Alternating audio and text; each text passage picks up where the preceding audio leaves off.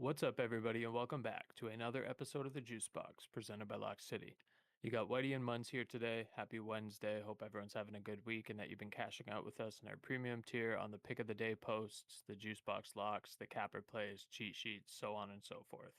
Today we have episode 128 of the JuiceBox, which is going to be an outlook into this weekend's UFC Fight Night taking place at Bridgestone Arena in Nashville, Tennessee, with our main event this weekend being Derrick Lewis and Tallison Teixeira. But before we get into this weekend's main card, just a reminder that you can join our premium tier Discord at whop.com/lockcity. That's WHOP.com/lockcity for only $5 a month. This gets you access to every cheat sheet every day across all active major sports, access to premium picks from all 9 of our pro cappers, and tons of other sport specific and stat specific data points on a daily basis to help you become a better sports bettor.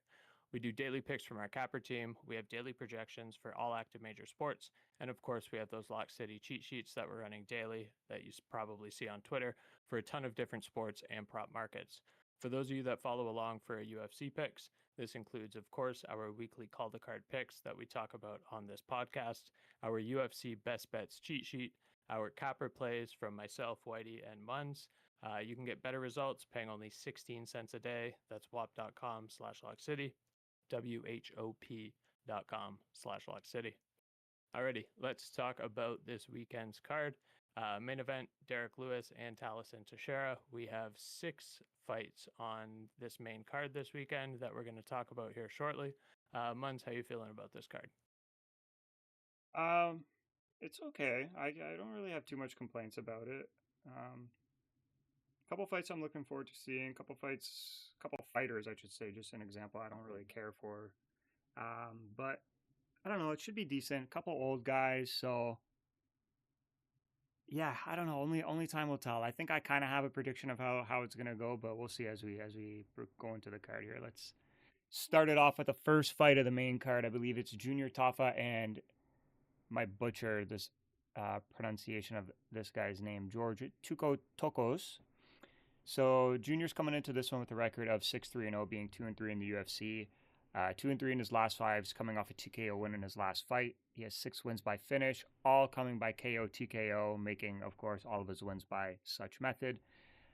George Tokkos is coming into this one with a record of 10-5-0, being 0-2 in the UFC.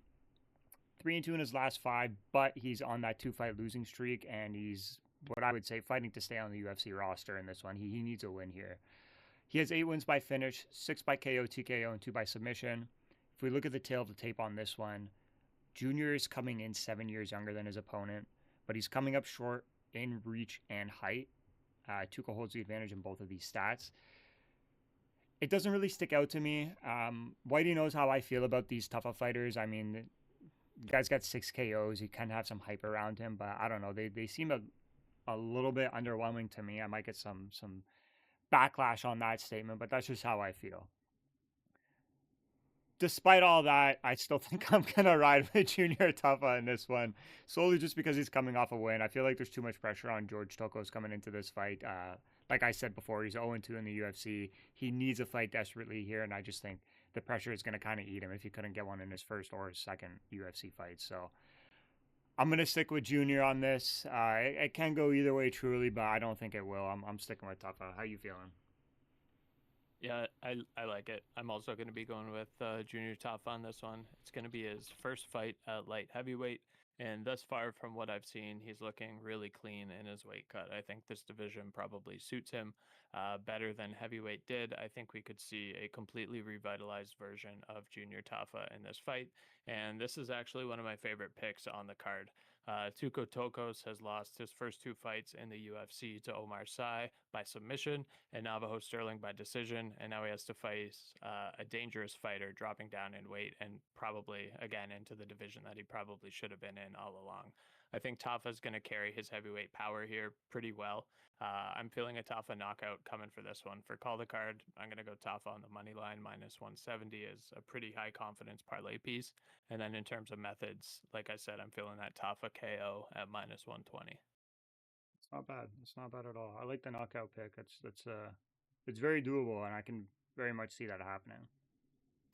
Yeah, there's not a lot of variance between that line and like the money line, so the Yeah, books are definitely feeling a knockout. But I agree with them. I think it's the way the fight goes. it should. It should. All right, let's move on to our next fight here. We have Vitor Petrino and Austen Lane or Dijon Lane.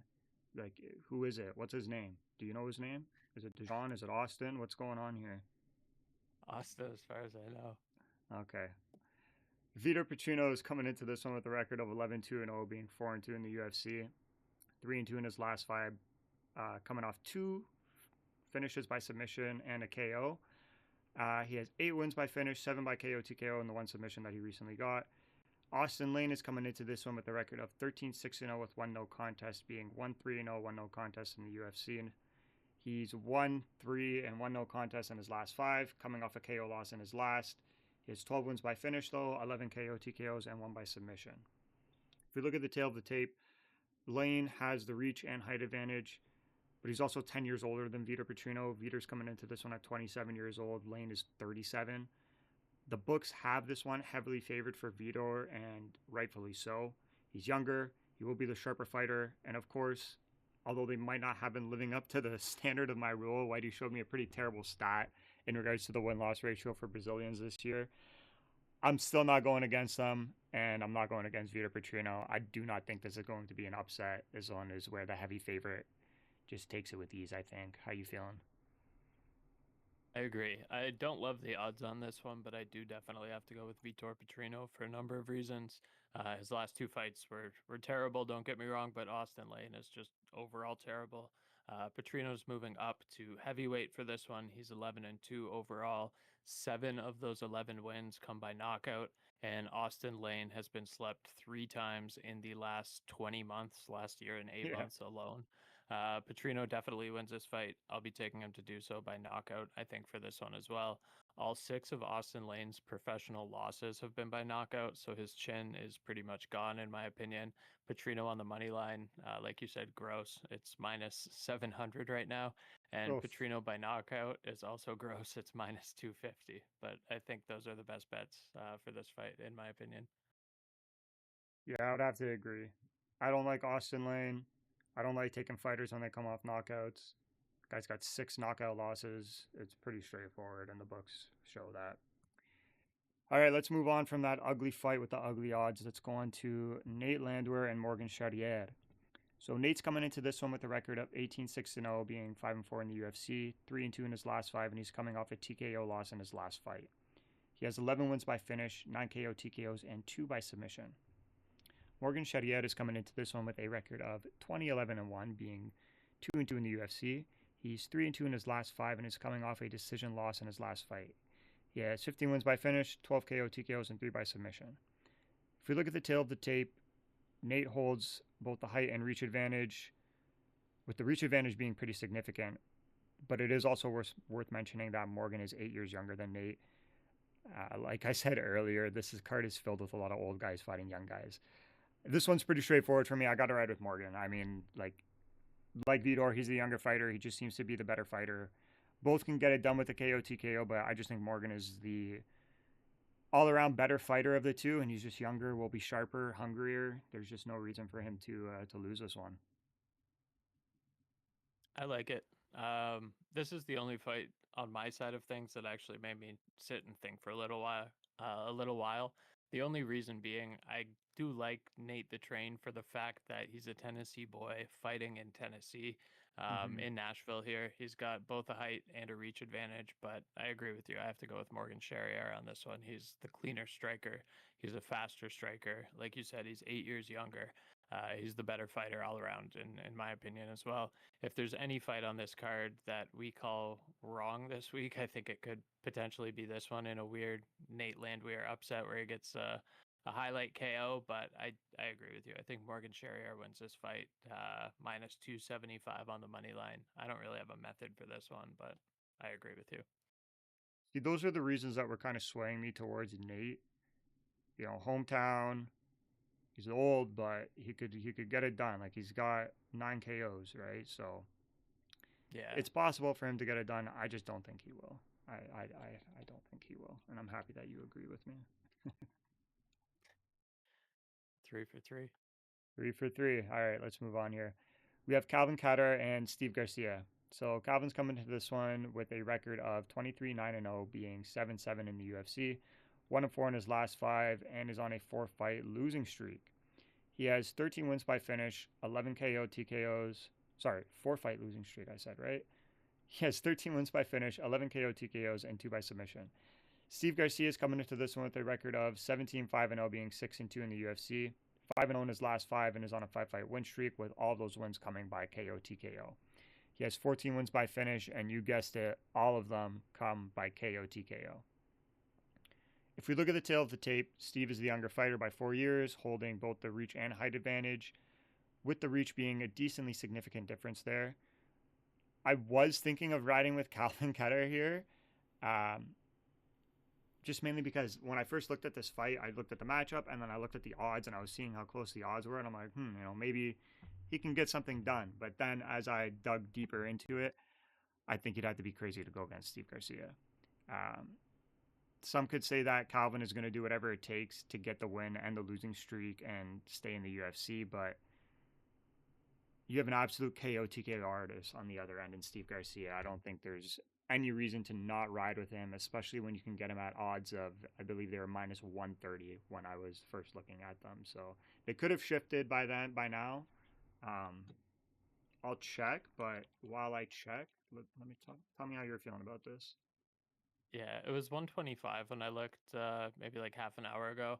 A lot of UFC cappers I've seen have been all over Calvin Kattar for this one.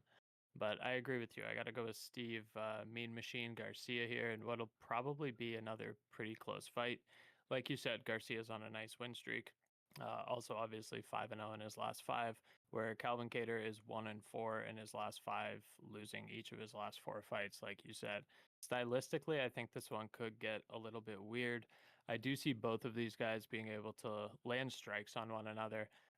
Calvin Kattar's a talented striker. I just can't take a 37-year-old Calvin Kattar coming off of 4 losses, even if he's a good striker and even if they're all good losses, because they are all respectable.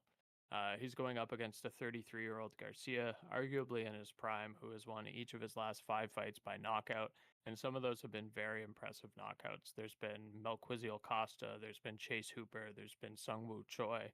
So give me Steve Garcia on the money line, minus 125, and probably Steve Garcia by decision as a best methods play. I know he's knocked out each of the last 5 guys he's faced, but Calvin Kattar's only been knocked out once in his professional career.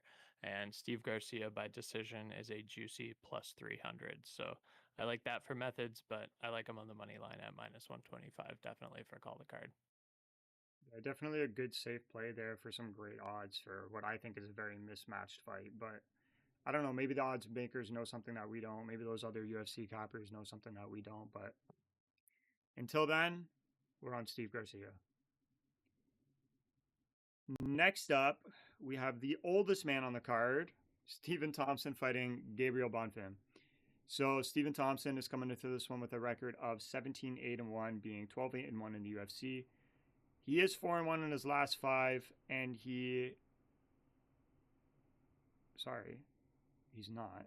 I have to correct myself there. He's currently on a 2-fight losing streak, 1 by KO and submission. So he's not 4-1 in his last 5. He has 9 wins by finish, though, 8 by KO, TKO, and 1 by submission. Gabriel Bonfim on the other end is coming into this one with a record of 17-1-0, being 4-1-0 in the UFC, 4-1 in his last 5 on a 2-fight win streak, and he has 16 wins by finish, 3 KO, TKOs, and 13 by submission. If we look at the tail of the tape, Thompson holds the reach advantage by a good amount. Gabriel holds a slight height advantage, but the one thing Gabriel holds a big advantage of is, as I said earlier, is the age. He's 15 years younger than 42-year-old Stephen Thompson. The Brazilians are definitely getting it back in this one, definitely getting it done.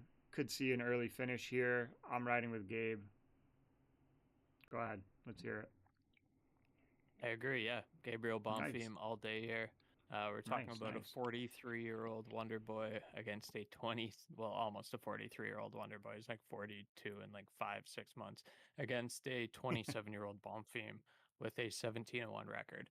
I don't think Bonfim will want this fight standing for very long. Wonder Boy's obviously a talented striker even at his age. He's able to move around well. But for Bonfim, 13 of his 17 wins come via submission. I think he's able to get this one done by submission pretty easily, whether that happens early on in the fight or whether it takes him a little bit to find the perfect finish for this fight. I think this is probably my most confident pick overall on the card. I know the money line's minus 400, so that's easy to say. But I think we're getting a gift here in terms of methods for this fight as well. They're giving us Gabriel Bonfim to win by submission at plus money at plus 150 at that. So I think that's the juiciest line of the week by far for methods. I really love that. Gabriel Bonfim by submission plus 150. 13 out of his 17 wins have come by submission. And Stephen Wonderboy Thompson is a great striker. Gabriel Bonfim's not going to want to keep this fight standing. I think he chokes him out probably first, second round. Yeah, I definitely think he's going to get the submission in this one. It's not going the distance. He's going to finish it, and if it's going to happen, it's going to be by submission. So if we both think that, I think JuiceBox Lock it. Yep, you read my mind. You read my mind. I like it. What were the odds on it again? Plus 150. Oh, those are nice. On bet 365, yeah. Those are very nice. Let me see on FanDuel. I got that pulled up right now. Yeah, 155, same thing. So there you go. Nice, even better. There we go. Nice little JuiceBox Lock for you guys right there. Just a little sprinkle there. All right, let's move on to the main event of the evening. Another old man here. Derrick Lewis versus Tallison Teixeira. Derrick Lewis is coming into this one with a record of 28-12-0 with 1 no contest, 19-10-0 in the UFC. He's 2-3 in his last 5, coming off a win in his last. He has 24 wins by finish, 23 KO, TKOs, and 1 by submission. Tallison is coming into this one with a record of 8-0, being 1-0 in the UFC, of course, 5-0 in his last 5, and on an 8-fight win streak. All of his wins have come by finish, 7 KO, TKOs, and 1 submission. If we look at the tail of the tape, Tallison holds the height, reach, and age advantage all by significant amounts. He is also 15 years younger than his opponent, Derrick Lewis, who is 40 years old. I don't know. This one was tough for me. This one was, it hurt. It hurt my heart, honestly. It's not fun going against the Black Beast. It really isn't. And anything can happen with the Black Beast when he's fighting. Absolutely anything can happen. Although he has been kind of underwhelming in his previous fights. But there's no reason to not ride with Tallison. I mean, yes, Lewis has the heart. He can secure the KO at just about any point of the fight, as he's shown us in the past. But that was a while ago. I think that this is unfortunately the end of his UFC career, and them putting him up against Tallison when like Derrick Lewis actually felt like he could go for another run to the title. Them putting him up against someone like Tallison is just unfair to me. I think it's just very unfair, but it is what it is. It's the UFC, and it needed to be done. He's 40 years old. He isn't the same as he used to be. I think this is a retirement fight for Derrick Lewis, unfortunately, so I got to ride with Tallison Teixeira on this. Yep, I agree with you. So we're going to actually be 6 for 6 on this. As far as I'm concerned, Tallison Teixeira might be the heavyweight prospect to watch. The UFC, I think, probably seems to agree because this is only his second UFC fight, and he's headlining a main event on a fight night against a very noteworthy opponent. Like you said, this one hurts, but in Tallison's debut, he took care of Justin Tafa in 35 seconds. He opened that fight with a nasty head kick. Even though it was blocked, it sounded like a bomb, and it did pretty good damage. And then while he was working for a takedown, he landed with an elbow and a forearm on Tafa's head, and that solo shot immediately just crumbled Tafa, and Tafa's a big boy. So Teixeira's power looks really dangerous at heavyweight. He's massive at 6'7". I think he gets another KO here, unfortunately, for Derrick Lewis. So I'm going to go Tallison Teixeira for the last leg. I call the card minus 275, but I really like Teixeira KO. It's not great value. It's minus 175, but I think that is extremely likely, unfortunately, for the Black Beast. It hurts so much to hear this, man. Like, it's so sad. So sad, but that's what happens with time. And his time has passed. All right, anything else you want to add on here? For the call the card parlay, so I guess all six of our fights, since we're the same on all six of them, so that's Junior Tafa money line, Vitor Petrino money line, Morgan Charriere money line, Steve Garcia money line, Gabriel Bonfim money line, and Tallison Teixeira money line. That comes out to plus 659 on Bet365. You get a UFC boost on that on Saturday as well. It's usually 30%, so that'll bring it over plus 750. And then our JuiceBox Lock of the day, like we said, is Gabriel Bonfim to win by submission, plus 155 on FanDuel, plus 150 on Bet365. So grab it on FanDuel if you can. There might be a boost for it on Saturday as well, but odds could always change. So recommend you lock it when you can lock it. That's it from You my heard side. it there, boys. Lock it when you can lock it. I got nothing else to add besides you know where to find us. See you guys in the Discord, and we will see you in the next JuiceBox podcast. Take care, everyone.